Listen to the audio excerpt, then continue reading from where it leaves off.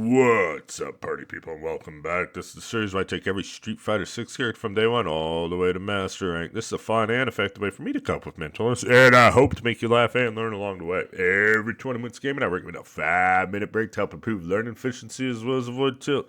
Stick around until the end, and I supply one of those for you as well. Now, on to the video. Round 1, fight. Hello? Hello, people? Oh, good. Much is the life of the Zangief that you get the immediate rage quit in the very first time we sit down to play for the evening. Are we surprised? That's the most Zangief thing I've seen yet today. We start the video, we start our 20-minute session of gaming. Immediate rage quit from the Akuma, baby. You know you love to see it. Looks like we're about to get our Ryu match, but before I get into match analysis for the end of the Zangief to Master trial, it looks like I'm probably just going to win some matches, get Master Rank, and then I'll probably throw them straight into Master Rank just to round out the episode. But if you guys haven't checked out the How to Day 1 Zangief video, please check that out because I cover everything that I use to get into Master Rank, essentially all the combos, what I'm trying to do. Everything about that is in that guide, the very first episode in this playlist. But real quick, before we get into match analysis, I do want to review my 4 key fundamentals because I think it's important to hammer those into my brain as well as yours. So number 1, and most important rule is maybe not the most important rule, but it's up there. It's either the most or the second most important rule. But you got to have fun playing this game. You got to slow down and enjoy the game. Too many people play this game for points or to win, and then they'll get close to like their point goal and they won't slow down. They'll play like a madman. They'll play really fast because they just want to get it done and turn it off. Don't play like that. Play to get better and play to learn. You know, that's the best way to do it. If you can learn to laugh at yourself when you lose, that's even better, you know, because that's real try-hard shit, honestly. Because that's, you know, you're going to play for 16 hours straight. You're not going to win everything, you know. Losing is real. Winning is nice. He's not dead off of this, but good lord above, he's sure pretty close to it. But yeah, the idea is if you're not having fun playing the game, go do something else. You're playing a video game, you should be having fun. How you have fun in a game that you're not going to win all the time, game like Street Fighter, you really have to philosophize the situations, and you got to play to learn, play to get better. That's why I'm getting every single character to Master Rank, so I can learn something about them, you know what I mean? Educate myself on that shit. The second fundamental that I preach is basic execution. You probably hear the term tournament combo all the time when you're watching tournaments, and that's because there's very easy basic combos that'll get you damage or punishes, whatever. And it's important to learn those first before you learn the super fancy combos. When you watch my guides, you're not going to see me do anything fancy. And I'm not playing on no Punk's Workshop $400 level, because I'm playing on a PlayStation controller, you know what I mean? I'm putting the scenario up that, like, anyone could get to Master Rank without question. You just need basic execution and an understanding of the game, and that's my third fundamental. My third fundamental is to develop a game plan, and what I mean by that, this goes hand in hand with basic execution. This is how you should be playing. So, developing a game plan, essentially the idea is I'm currently playing Zangief. I can't play Zangief like he's DJ. I wish I could. I wish I could sway with Zangief. Sway into SPD would be a wonderful thing for everybody in this game. We'd all be so happy if that existed. You can't play Zangief like Cammy. I'm not going to be dive kicking this fella. You know, I'm not going to be like, oh, fuck it, we palm with Zangief. You know what I mean? I have to play Zangief like he's Zangief. The way I look at it is like in chess. Look at the rook and the bishop.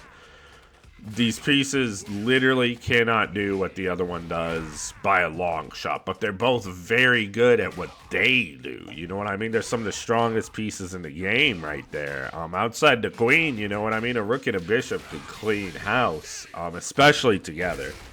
But the idea is, like I said, it's like Zangief trying to do, it's just impossible. It doesn't work at all, you know what I mean? So you have to learn how to Zangief, you have to learn how to Rook, you have to learn how to Bishop, and by doing that, you have to develop a game plan.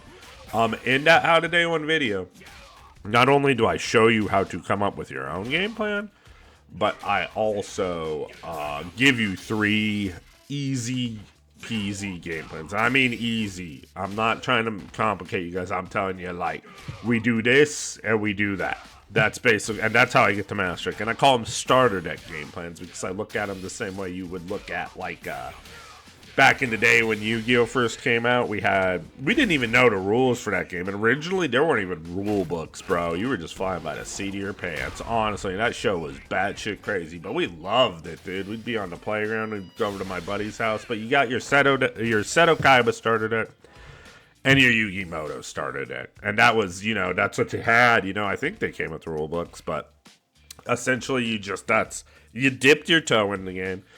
And you learn, like, okay, Yugi has 2 strong monsters. They're not as strong as Kaiba's monsters, but Yugi has really strong magic. So he summons his monsters, and he protects them with magic, and he wins. That's his game plan. That's all he wants to do to win.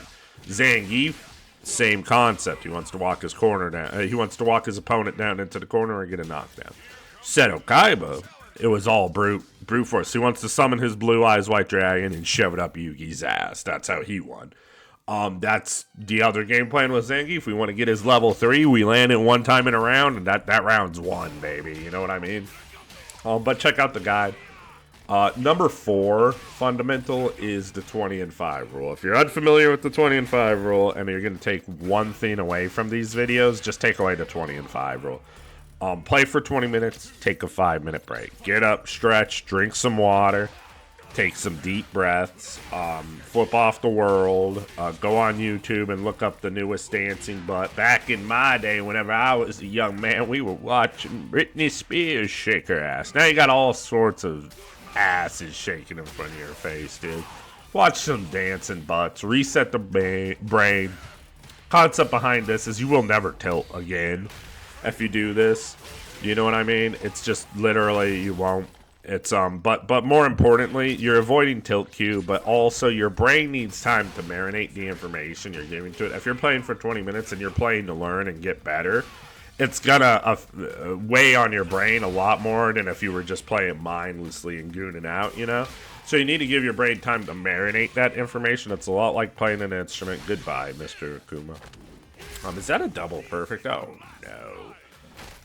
Oh no. Bro. Oh, I fought this guy before, too. It's a damn shame to die like that. But we got Master Rank with Zangief. We'll still do a few more matches, so don't worry. Like I said, I try to do, for these episodes, I try to give you guys like 4 different opponents, no matter what, just for funsies, brother. Essentially, but yeah, the 20 and 5 rule, it's the most important rule. Your brain needs time to marinate. It needs time to absorb that information. If you sat there and played for an hour straight, your fingers would be falling off and you just wouldn't be able to absorb. You'd be like, oh, I'm done for the day. But if you do 20-minute blocks of 5-minute breaks with some dancing butts and deep breaths between it, you're going to learn so much faster. And then you're going to be like, man, I want to play this game for 16 hours straight. I could learn so much, Time is money at that point. It's like, oh, I just need time. If I had time, I could do anything. Like that old Twilight Zone sketch. If anyone gets that, comment below. There's time now. There was time now when his glasses break. But yeah, sorry it took so long to get to a match analysis. But yeah, we're at the end of Zangief. We already got him the Master Rank on the back of a 10-game win streak. Whenever I got Zangief to 3-star, whenever I got him Diamond 3 out of placements because I just didn't play him very well, I was pretty upset. But I literally just sat there and I was like, you know what, I'm just going to get a couple 10-game win streaks with him because I knew I could. I just believed in myself, you know what I mean? And it's always harder whenever, because I know I'm recording it for you guys, so there's a little bit of pressure. It's like, wow, I look like a flipping jackass, you know what I'm saying? But at the end of the day, it's all fun and games, and everyone who checks out these videos is pretty flipping cool at that, if we're gonna get into that. But so as I said with Zangief, there's 3 basic starter deck game plans I'm using. Right now I'm going kind of ham, but this is the pop quiz, actually. See how I'm just dry rushing at this fella? He's not checking the dry rush. If you're not checking Zangief's dry rush, what he needs to do is that exact sequence we just went through. Man, he shouldn't have got that close to me. He lost his life lead in a bit. But yeah, that sequence, I would go to the replay, and you could actually set it so you could take over. There's replay takeover in this game. I just practiced checking that dry rush, because if he pressed heavy punch one time while I was dry rushing at him like a demon, he would have punched me in the mouth. Okay. Big damage there, just from, I mean, jumping from Zangief's gonna hurt. He pretty much, this round's pretty much over as long as I play like Zangief should play him. By that, I mean, just sit here, use my buttons. I've got the corner. This is game plan, game over. He got real estate there, and he got out of the corner. So now he does have a chance of winning this round. I have to just pretty much not. See, I mean, that worked out, but I don't like it. He burnt himself out. That was a huge mistake from his part. He can get some good damage and corner carry off of that. Oh, nice shimmy. He could have killed me, honestly. Should have. Looks like I'm kind of falling apart here. But we just jumped at him 11 times. So I'm going into round 3 with a level 3 in the back pocket. That's not a good look for Mr. Akuma, but this is. Let's see how much damage and corner carry he gets off, because it's all about spacing with Zangief. And we're back mid-screen. He could have got a lot more off that. He is jumping. I feel like he's jumping because I was jumping. But honestly, yeah, and I go right back to it myself. We are on pogo sticks, people. A lot of people complain, you know. They're like, oh, you jump so much. It's like, brother, we're in Diamond 5. You should be jumping too. You got to pop quiz your opponent. That's what I always tell everyone. It all depends. Some of these guys got their anti-airs on lock, you know. A lot of them, though. Even 1800 MR players, dude, sometimes you'll jump at them, and they'll be like, nah, not today, bro. I don't feel like anti-air today. He jumped, right? Good shit. Oh, and the teabag. Good job, Darkodo.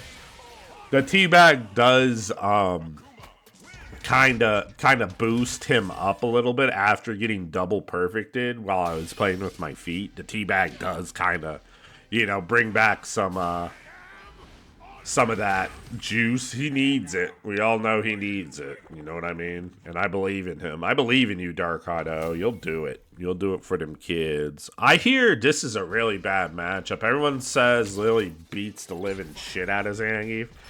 I really don't have much Zangief experience. The last time I played Zangief was probably in like 2010, 2011. Because everyone told me in Street Fighter 4 to learn Zangief and Cody, and it'll make my Makoto better because it'll just teach me the different ins and outs of that character. And how to, like, whenever there's certain situations that you won't be able to overcome, you know, have different perspectives on it, you know what I mean? So, and it worked, motherfucker. Like, my Makoto was godlike. Still to this day the best character. Still to this day searching for that Makoto in my Street Fighter game. Oh well. Man, if she gets put in this game, she'll be so sick. Look at what they're doing with Elena. Elena looks so sick. If you're a Street Fighter 3, if you know anything about that game and you fucked with it at all, you know you love that shit. Okay, so he's low on juice. He did get away from me. So the reason why I was saying everyone says Lily beats the crap out of Zangief is because Lily pretty much is crouching heavy punch the character, but a crouching heavy punch, the utility of it in this matchup, it does everything she needs it to do. You know, it hits twice, so it beats his armor. It's like, the range is deceptively, I mean, it's not even deceptively far. Like, if you use it to whip punish Zangief, that bitch is full screen and a half. Okay, there's some good damage there. Nice scoop. Nope, that didn't work. Yeah, I mean, the anti-air DI is foolish activity no matter what slice of cheese you got, if it's Gouda, if it's... Yeah, I was gonna say, he's, usually when you block that from... Man, that was so overkill, this poor child. But Majin Rob is not, oh? Did he leave?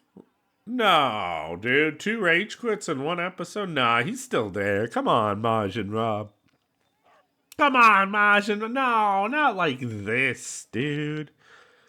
What happened? Oh. Wow.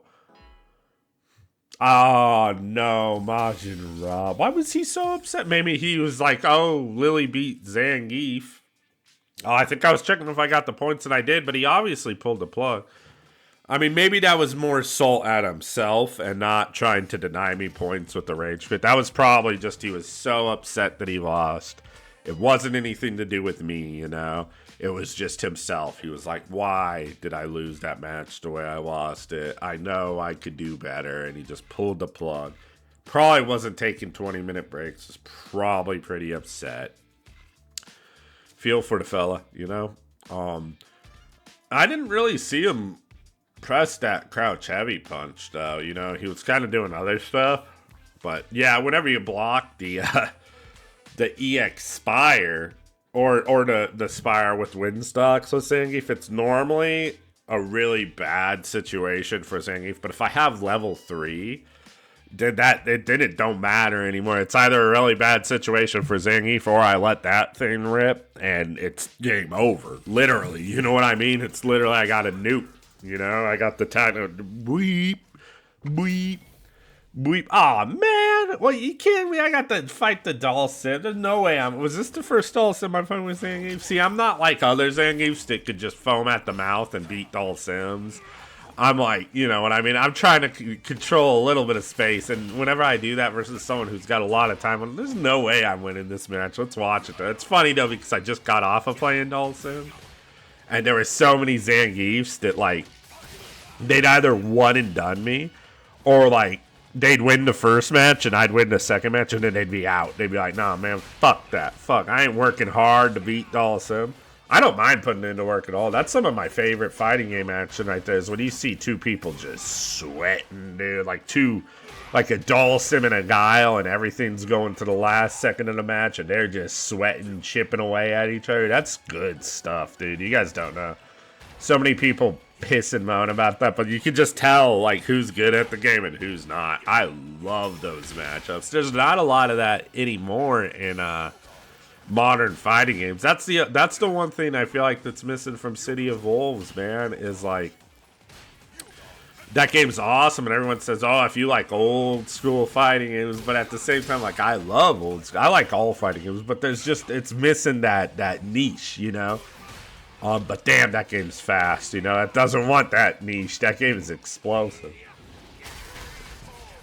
So I got that round, but it's essentially the walk down. Okay, so that worked against me all the time when I played Zangief. So I probably whenever I played doll sim, whenever Zangief would do that at the beginning of the match, I'd like press standing roundhouse to start it off with, you know. But, oh.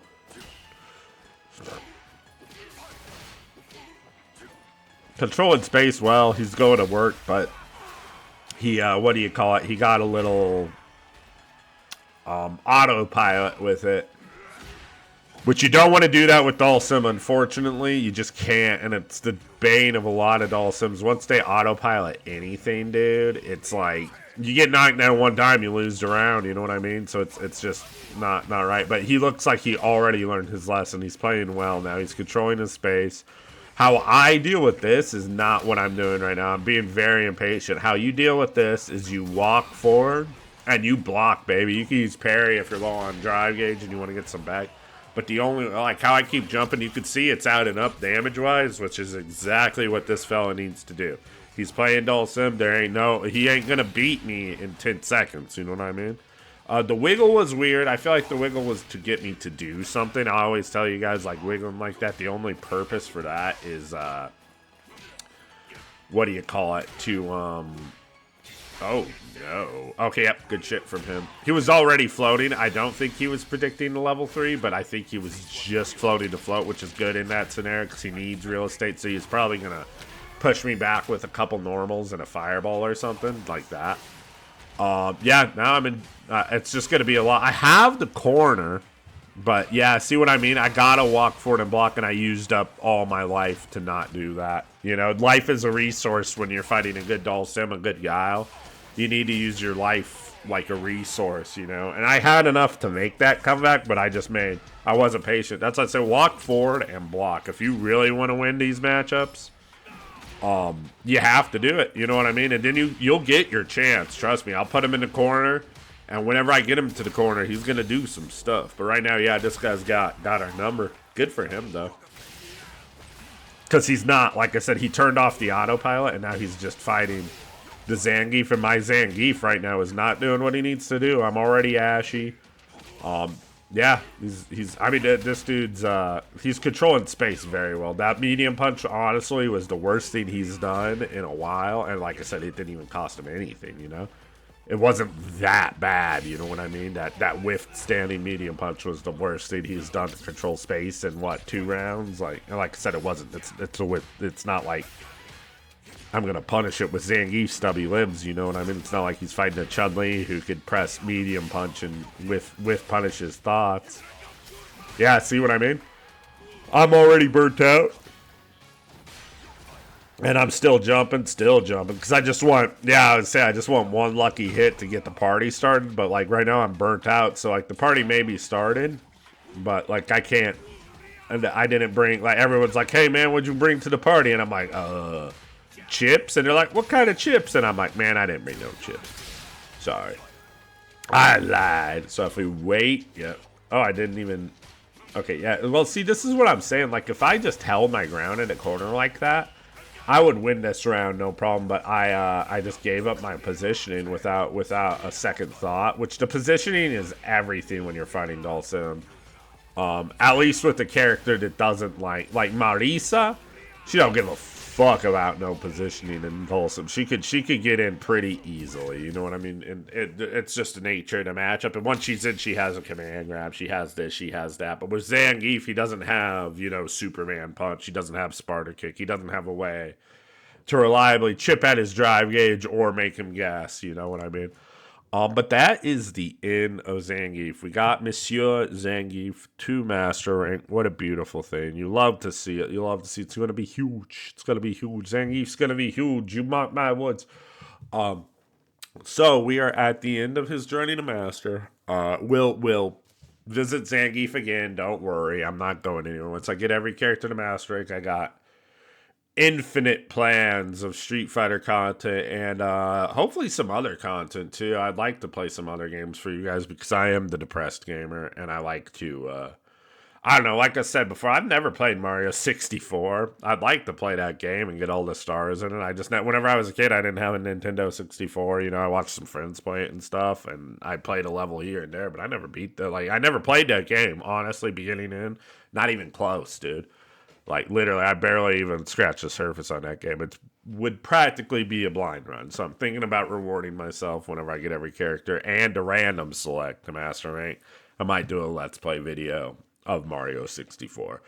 But if you're unaware, at the end of these videos, I like to do a 5-minute break. You know, I preached a 5-minute break at the beginning of these videos.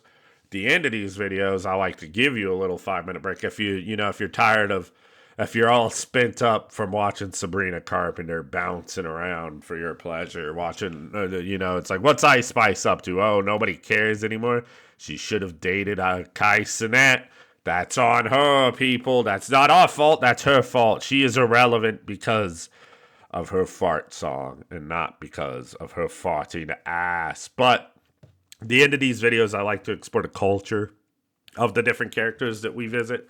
Zangief's Russian, and this is the end of the series. So at the very end of the series, I do a segment I like to call Fighter versus Writer, where we look up some famous poetry from the world of Zangief. So Zangief's obviously Russian.